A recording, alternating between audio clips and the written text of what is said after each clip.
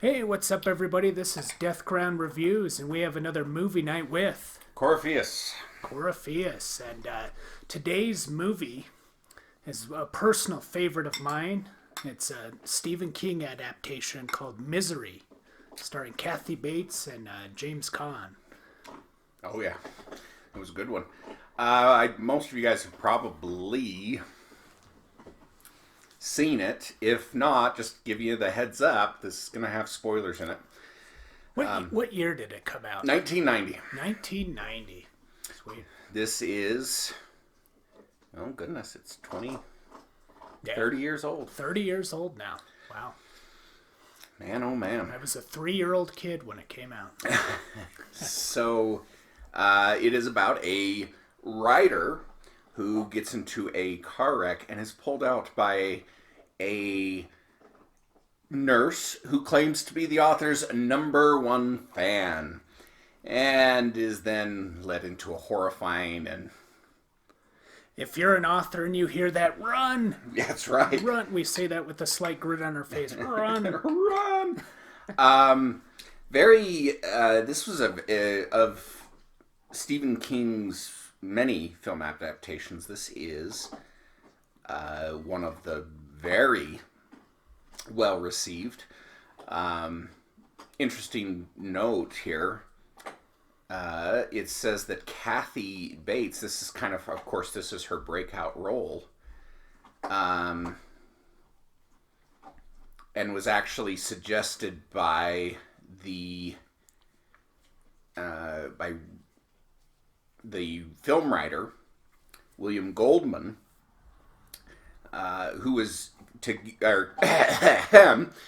William Goldman was the one who eventually suggested that then unknown Kathy Bates, and she went on to be nominated for 7 awards for Best Actress, winning 5, including an Academy Award and a Golden Globe. Wow. And she earned it. Oh yeah, she's a big highlight in the movie, obviously. So, this is one that I have never seen. I've read most Stephen King books, right? As have you. And I've read the book this movie's based on. And I have never seen this movie, and you have been suggesting I watch it for quite a while. Yeah. So, what stood out to you in the movie? You know,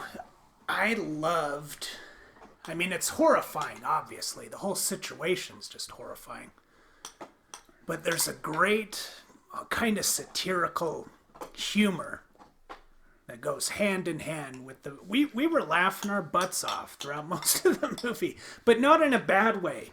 It wasn't like the horror movie that's just so cheesy and stupid that you end up laughing. But it's not a pleasureful laugh. It's an annoyed laugh. Yeah. Like, we had a little bit of the annoyed laugh when we were watching The Conjuring, remember? Yeah. And we were making smart-ass remarks throughout most of the movie. This one, we were laughing, but it was because we were loving the story. Yeah, I was still making smart-ass remarks. Well, yeah, that's just your personality. That's just Coryphaeous' personality, which is fine. We like that.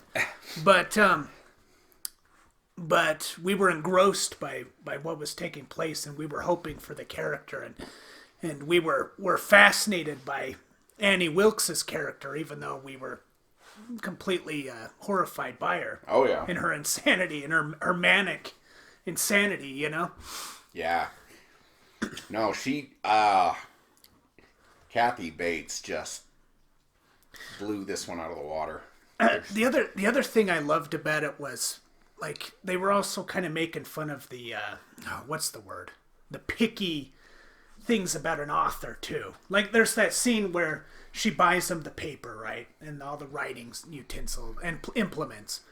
And he says, oh, but can I get that different kind of paper? This one smudges too much, you know? And then she, of course, blows up in a ridiculous way and slams the paper on his lap. But they were kind of making fun a little bit, too, of just how particular an author can get. Well, and he was trying to get her out of the house. Yeah, it's true. So it made sense in terms of the plot, too. But, I mean, You're and right. his saving grace at the end, the thing that gives him the chance to get away, is he has a very particular, I don't know, what do you call it, ritual. Yeah, sure. At the end, in which he's going to have wine and a cigarette and a match. Yeah. He's got to have it all lined up. And they do a good job right at the very first of the movie setting up so Right. What, his little thing about it. And he does a really good job on that. But, I thought it was interesting because obviously you've got Paul Sheldon and you've got Annie Wilkes, and they make this just... The interplay between these two actors was amazing. I was just... There is something... Because what Caan does here is he plays a role. Even he said it was really difficult to play somebody who was so passive. Because, he's broken. Right. He's physically broken. Maybe that means something to me differently because I ended up with an injury that put me down for a number of years. Oh, yeah. 15 years or something? Well, maybe not that. It was about 8. Years. It was about 8 when it was really couldn't do anything, and then it's been about 15 now. So on a personal level, you relate to that. Yeah, so watching this interaction of him trying to figure out, but kind of having to passively accept the situation that he's in at the same time, was very fascinating. He does this great job at never letting her see, until the very end when there was once or twice in it that he breaks, but understandably so, but he does this great job at playing off of her insanity. Mm-hmm. And playing off of, because he begins to realize how much she knows of his life, so she's trying to use that to manipulate him. Mm-hmm. But he's also, like with the ritual of the cigarette and the wine, he ends up using that against her, too. So there's this interplay that way. That was fascinating. I thought it was interesting because the part of Paul Sheldon was offered to 1, 2, 3, 4, 5, 6, 7, 8, 9, 10, 11, tentatively. William Hurt, Kevin Kline, Michael Douglas, Harrison Ford, Dustin Hoffman, Robert De Niro, Al Pacino, Richard Dreyfuss, Gene Hackman, and Robert Redford, and Warren Beatty. And all of them turned it down. And honestly, I like them as actors, but you couldn't have got a better person than John Caan. Yeah. It just wouldn't... I cannot imagine any of them doing as good a job as he did. No. Like with Ford, he's one of my personal favorites, but there's a stiffness sometimes with Ford's portrayal of things, and I don't know if it would have worked as well. No, I don't think so. I don't think any of them could have done the job that... Right. And maybe it's just because Caan did such a good job. Right. But one of the actors that I really liked in this, that doesn't get too much play in that, is this Richard Farnsworth who plays Buster. Kind of the local sheriff, this old guy. Yeah. He adds such color and depth to the film. Right. And by the way, in the book, it's been years since I've read it, but the whole book's just the point of view of Paul Sheldon. Yeah. And so you don't really get the sheriff depiction or any of that. Well, they did a good job adding that in. Yeah, that was an excellent adaptation to that. And that comes to a point when it comes to movies and films, is sometimes what makes a good book, and I know all of us who love books, we're like, oh, we want to see a faithful adaptation to the... But it doesn't always translate over to film very well. Nope. Yeah, imagine that. If the whole movie was just Paul Sheldon's point of view. It would have been terrible. Trapped in that one little room, visually, for 2 hours. Yeah. But adding the sheriff and adding that whole thing, and it added a whole other depth of of tension to the movie, because you realize this guy is actually just sharp as a tack, and he's going around and he's figuring stuff out. And we grew up in a small town, so it was the most perfect small town sheriff you could have imagined. It's like, yep, I know that guy. I totally know that guy. Fun fact, this guy, the Richard Farnsworth, had a very long career, but he actually was a stuntman in Spartacus in 1960, where he, for 11 months, was a charioteer. Who can say that? That's cool. I never would have imagined that. Seeing him as the sheriff, you know. It's like, so what'd you do? I was a charioteer for 11 months. I went to the store today. I just love that.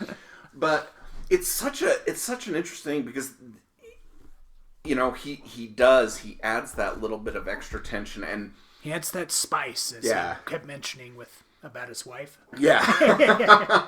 And it was so the scene, okay, again, spoiler alerts, guys, if you haven't seen it, just when he's finally at the house and the author, Paul Sheldon, knocks something over in his little hidden room, and the sheriff turns around and comes back to the house and finally finds the place and opens the door and stands at the top of the stairs. The very first thing I turned to you and said is, dang, I really liked that guy. You knew he was going to die. Yep. And then suddenly, bam, the shotgun blasts through his chest. You're like, oh, yeah. Yeah. You're like, dang it. But that was the interesting thing, because up until that point, I, honest to goodness, I saw it coming right before. But not earlier on. No, that whole time. And and this is something that we kind of joked about with, I can't remember which movie we were joking about it with, or Halloween. Okay. When we were talking about why is it that you make the characters you're going to kill so unlikable? And to just demonstrate the monster, basically, leading up to the character. There is something to be said about emotionally investing your audience in the character you're going to kill. Yeah, it's a different effect for sure, isn't it? Yeah, it changes the whole structure of the thing. And it's kind of this interesting choice, because you will lose a few people. There'll be a few people get mad and like, oh, I can't believe you killed that guy. It's like, but you have to do that. And this is one of those interesting things, because it changed the whole dynamic of Annie Wilkes. Because up until that point, she was crazy. And then you started getting that little thing, because you realize she's nuts really quick. Oh, yeah. Like, we were creeped out before the first scene when he wakes up. Yeah. You're creeped out by how she talks and the sunniness in her voice, and you know what I mean? And then you start seeing those little trips of weird anger and all those things. And then they find the scrapbook, and it has all those deaths kind of associated around her. Yeah. And it's good, because it never actually, it just hints. Like, this is, nothing's admitted to, but why is she keeping these weird... Why is she keeping record of it? Yeah, why does she have these souvenirs of some kind, Also interesting that I loved how they got the way the sheriff to come find it because of one of those news clippings, because she uses one of the Paul Sheldon quotes. Yes, that was excellent. And he caught it. It was such a beautiful... And it shows more of her obsession in this author, and how much it's ingrained in her life, her belief system. Yeah.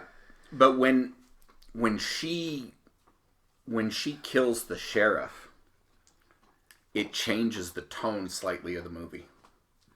Because up until that point, I mean, it's scary. There's this tension. Okay. But from that point on, you see a change in the character of Paul Sheldon. Because he goes into more of an active survival mode. Yeah, he goes into, okay, I'm getting by. There's this almost victimhood mentality. Right. that he gets into, which is, I'm going to survive. He tried a few things and it failed. So Stephen King talks about this a little bit in the book. And he said, so when he originally was writing, he was going to be a novella. And his original concept was the author was going to die. And then she was going to feed his remains to the pig and then make a new version of the novel bound in his skin. But then King, as he was writing the draft, the way he described it was he realized Paul Sheldon began to play, what's that, Scheherazade? There's some mythical character that's related to that. But he plays Scheherazade, I guess, and saves his life. I'm pronouncing it wrong. Sorry, guys. Okay. I have no idea. So, But the way King described it was the redemptive power of the imagination. I don't know if I fully agree with that definition, but yeah, as you're saying, he does become a more active force in his own survival. Yeah, I think it's almost at that point, like when the first little bit failed, when those first attempts failed, it's like he just gave in. Mm-hmm. Yes, he was looking. Yes, he was doing things, but it seemed almost like I'm just trying to not think about it. And he fell into his writing not as it was a way to. It seemed almost like it was giving him a chance to escape in his head. And then after that, it was like he was realizing. I think you could see him kind of realizing things are getting close to being done. This is getting. What happens next, and you see him kind of being like, why would I want to leave? I like it here. Not obviously really liking it. I mean, I'm not suggesting he had Stockholm Syndrome or anything, but you could see it was almost like he couldn't think of a way out, and so he was just trying to extend the time so that maybe a situation would arise. Where he could act. And that was so passive, and then suddenly you come in and it kills that character, and as an audience member, it's like a kick in the gut, because you like the character. You're like, oh, I wanted him to save him! He figured it out! And then he dies. But then in Paul Sheldon's head, it switches him from that passive, I'm gonna see what happens, someone can come and save me, to, I have to save myself or I will die. You bet, yeah. And that's what I really liked about that. It was such an important scene. And to kill a character that the audience liked changes the impact of it. It fully confirmed to him that she will go that far. Yeah.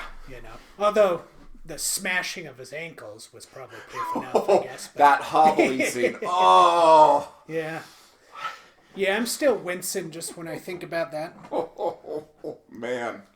And the ending line of "I love you" after doing so, and the musical score was the Moonlight Sonata, as she's doing it. I can't remember. Let's see. That was a very disturbing element of that romantic drift of a musical score behind the scene of her bashing his ankles in. Man, yeah, that hurt. Yeah, I actually let out a very audible we both did, yeah. I squirmed in my seat. Of course, I was doing that every time he'd bump his leg when he was trying to explore the house. I'm like, oh, I felt that. Which again, shows, I guess I was feeling it too, because when he was hiding the meds and he wasn't taking them, I was like, he's got to be in such pain right now. Which, again, I guess goes to the characterizations that the actors did, because I kind of felt for him the whole time. And I've seen movies where I don't feel that way for a character. Yeah. Like, the character just doesn't reach me, even if I've experienced that kind of pain before. So, good on him, because, man, I felt it.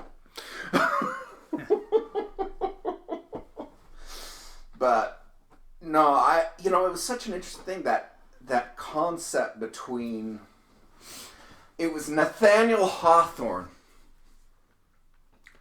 who in the book The Scarlet Letter talks about how he thought hatred and love was the same thing at its core. And he talked about at their extremes, both are obsessed with the individual, both are, wholly fixated on them. And he says, it seems like one is just seen in a celestial radiance and the other in a dusky and lurid glow. And I think there is something about that because you could see the conflict of love and hate in her at times. Like, she loved him, but it was this weird thing, like it was a possessive... There's the cats going at it. Sheesh, I wondered what that's... We have these barn cats, okay? This is an off topic. They look like demons. Okay, they're as inbred as the Habsburgs at this point. They look like little demons. They sleep in this pile of writhing fur, and they scream like banshees.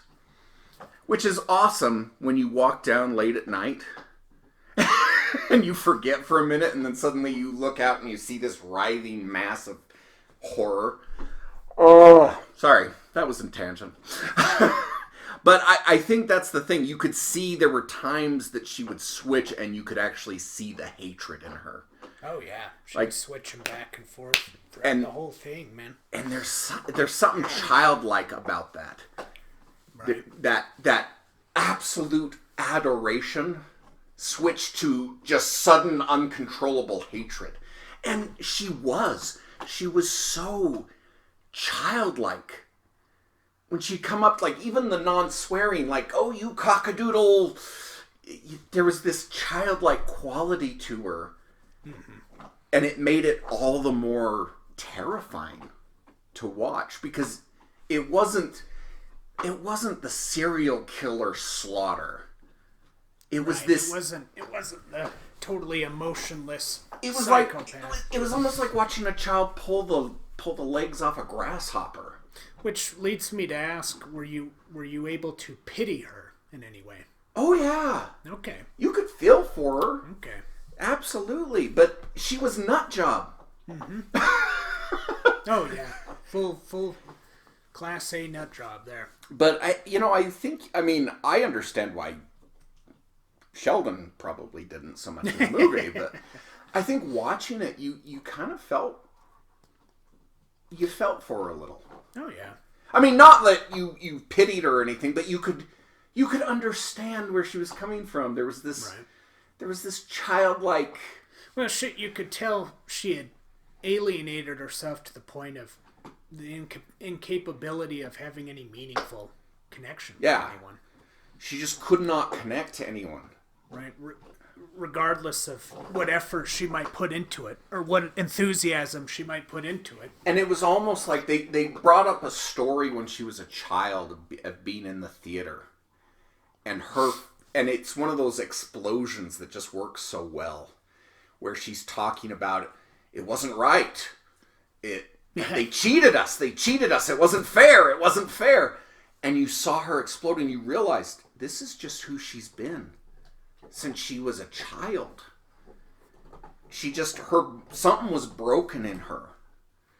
And she never got it fixed. No one ever could fix it, and maybe she never knew enough to fix it. And so you kind of was just like, she wasn't evil in the sense of a serial killer movie. She was so innocent that she couldn't see the difference between right or wrong. There you go. It's a good way to describe it. And that's what made it more horrifying. There's something far more terrifying about that kind of innocence that can't tell the difference between one and then having somebody who dances on the edge. And you're more willing, when it's somebody that is just flat out evil, you're more willing to fight against it. Yeah.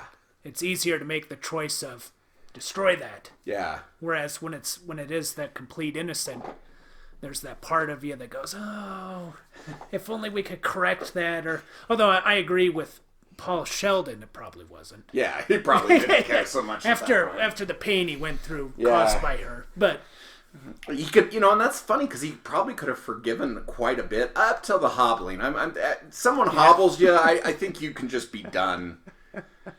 Like, you don't have to hate him, but you certainly don't have to like him after that or try to get along anymore. It's like, you know what? No, we're done.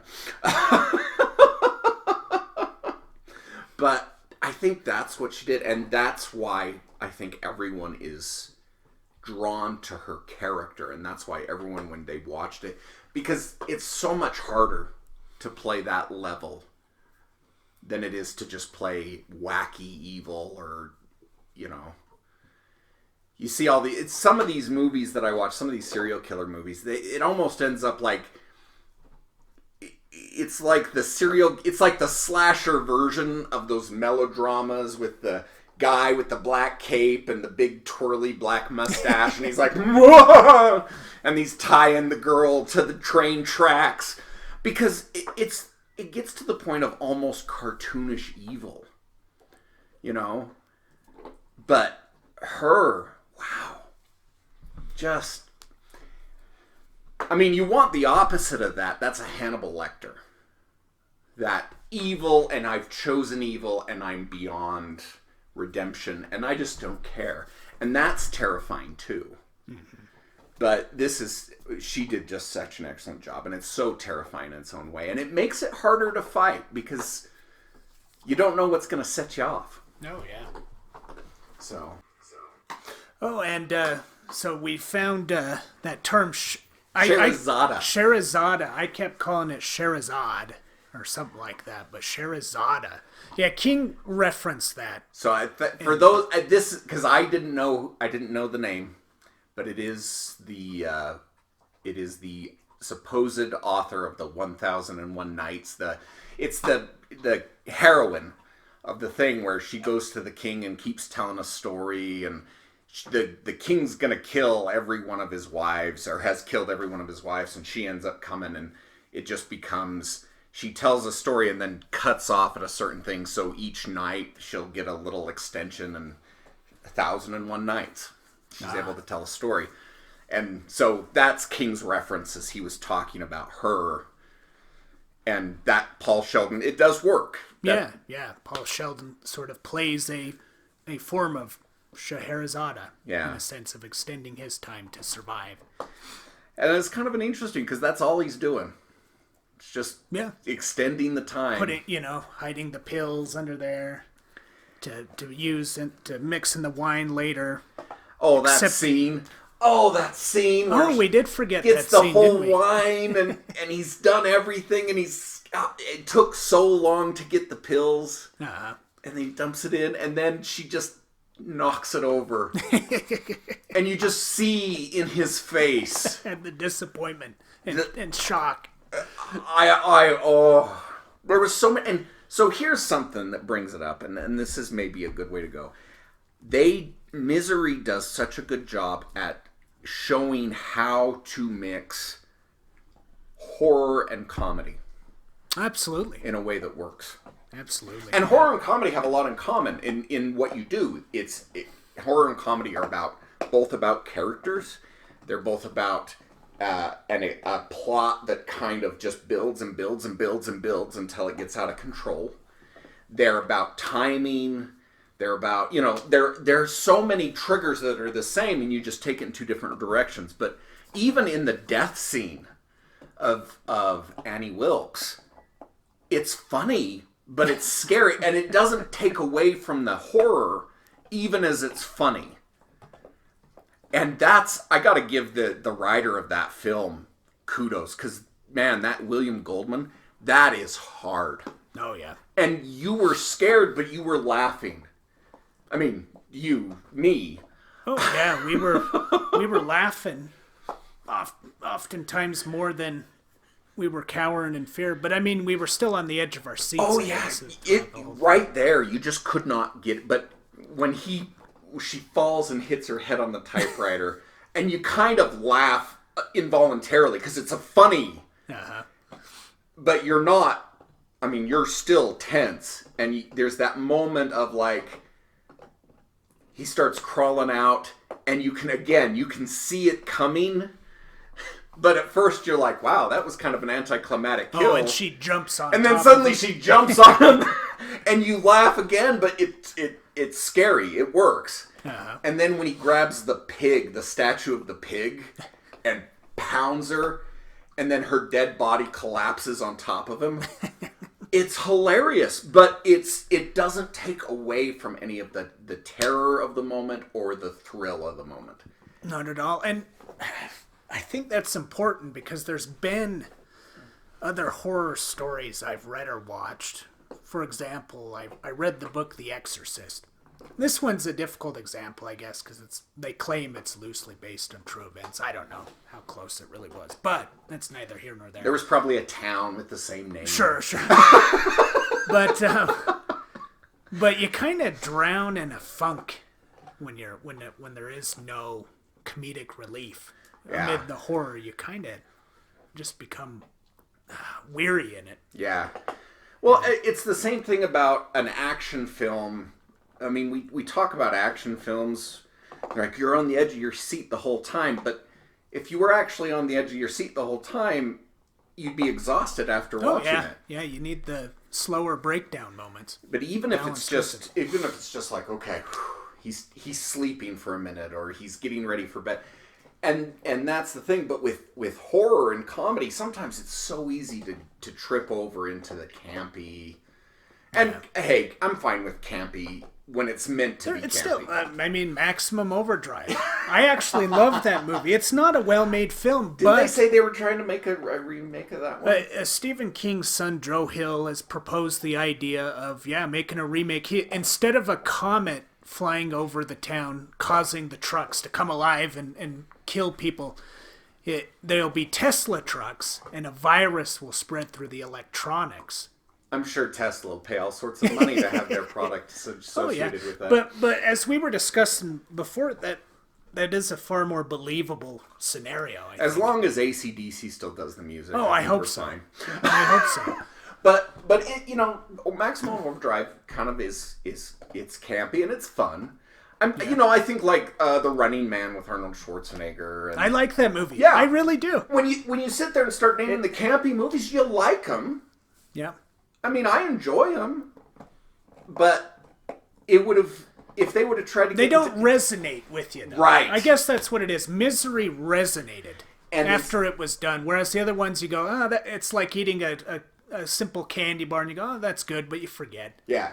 Whereas the Misery was like eating a steak, and a really well-cooked steak. Not well-cooked, but rare. We like it rare. Not well-cooked, not well done. Yeah, exactly. It's like a good steak and potatoes and whatnot. Yeah, it has substance. Exactly. And there you go. The fact that they can have as much comedy and as many times as you laugh, and Buster does a great job, and his wife do a great job of adding to that. Yeah. But to be able to put both that legitimate humor and there were plenty of times that even with your crazy, like what she was just suggested, that a murder-suicide at the top of the stairs, and he does this, yes, but we have to bring Misery back from the dead, and this whole thing, and then she's like, I'm gonna go make dinner, and you just can't help it. You start laughing. That's the beauty of it, is to be able to be legitimately funny and legitimately scary at the same time.